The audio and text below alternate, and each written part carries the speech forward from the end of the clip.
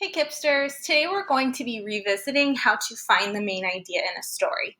Let's review our notes together. So first, when we're trying to find a main idea, just like before, we're identifying the topic and we're reading through each answer choice to count the evidence to see which one has the most evidence to support it. We know that correct answers should first summarize the most important parts of the text and have the most evidence to support it. I would suggest as you're working, keep track on a piece of paper or on your fingers how many pieces of evidence you can find to support each choice. Let's relook at our story. So remember, we were reading a little bit about this chicken cannon and how it's used to keep airplanes safe by testing the glass. Let's read together. Imagine testing glass by throwing chickens at it. Sometimes fast-moving airplanes fly through flocks of birds. If the birds hit the windshield of the plane, the glass could shatter and cause a crash. Airplane manufacturers have made a chicken cannon that fires rubber chickens at glass windshields. If the windshield doesn't break when the rubber chicken hits it, the designers know that the glass can withstand the force of a real crash. All right, let's look at the best topic. So I already am imagining that this is either going to be about chicken cannons, keeping airplanes safe, or testing glass. Let's see which one we can find.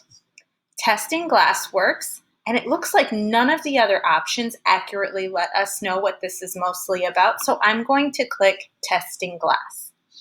Now it's time for me to look at my main idea choices and determine which one has the most evidence to support it. A. Birds can be dangerous to airplanes because if a bird hits the windshield of a plane and the glass breaks, it could cause a crash. Is this accurately summarizing the text? Well, it is telling me what makes birds dangerous to airplanes, but it isn't telling me how they actually test the glass. And it's not mentioning that chicken cannon. So that makes me think that this is not an accurate summary of the text. Let's look at B. A chicken cannon tests glass to determine whether the glass on an airplane can withstand a real crash with a bird. All right, well, if I'm thinking about the summary of the entire thing, I see that it is telling me about those real crashes. It is letting me know about the chicken cannon and that it's used to test the glass. That does sound like a good summary. Let's read some more.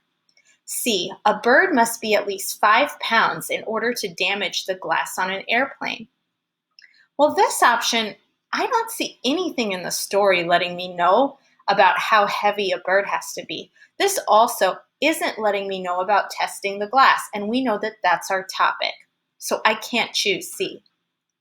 D. A chicken cannon works by shooting rubber chickens at a fast speed with a metal tube.